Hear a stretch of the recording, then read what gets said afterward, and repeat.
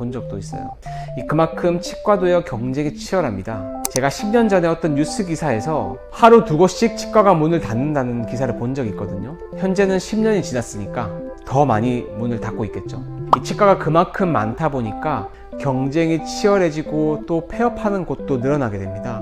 어쩔 수 없이 경쟁이 치열해지다 보니까 과잉 진료를 하는 치과가 가끔 생기게 되는 게 사실입니다. 가끔 뉴스를 보면요, 치과에 돈을 수납했는데 사라지는 경우를 본 적 있죠. 이런 일이 있다 보니까 고객분들이 치과를 선택함에 있어서 더욱 신중함을 기하시는 것 같아요.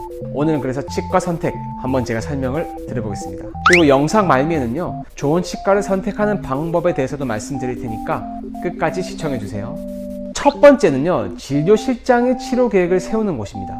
이게 무슨 말이냐면, 치과에 딱 가죠. 그럼 진료실장님이 처음부터 치료 계획을 세워서 진단부터 비용까지 모두 다 설명해 주는 곳이 있어요. 원장님을 제대로 뵙지도 않았는데. 물론 병원비 상담은 치과의사가 하지 않는 곳이 많습니다. 저 또한 비용 상담은 실장님께 좀 부탁하는 편이고요. 그래도 진단은 어떤 일이 있어도 제가 꼭 직접 보고 환자분 상태에 대해서 최대한 자세하게 설명해 드리려고 노력을 합니다.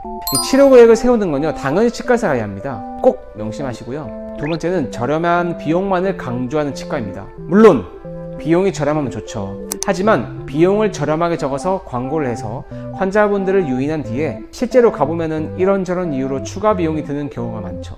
물론 비용을 합리적으로 측정해서 좋은 진료를 한다면 정말 좋은 치과의사 원장님이라고 저는 생각을 합니다. 다만 가격을 듣고 갔는데 실제로 이런저런 이유로 더 높은 가격을 요구한다거나 가격이 실제와 다른 경우에는 치과 선택을 바꾸는 것이 더 나을 것으로 판단이 됩니다.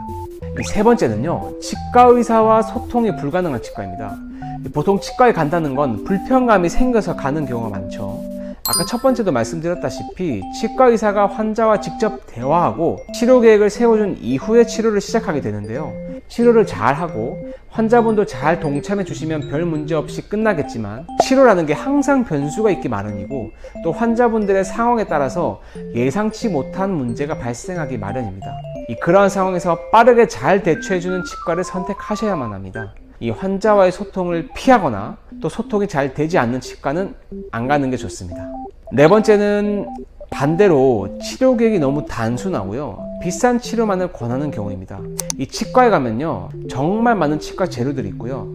충치 치료만 해도 레진, 아말감, GI 등 보강할 수 있는 재료가 너무 다양합니다. 임플란트나 잇몸 재생 수술을 할 때도요, 뼈이식 재료가 다양하고요. 임플란트 종류도 많습니다. 이렇게 다양한 재료와 종류들이 있는데 환자의 상태나 의견을 고려하지 않고 무조건 정해진 치료, 정해진 재료, 그리고 비싼 치료만을 강요하는 치과들이 있다면 배제하는 것이 좋습니다.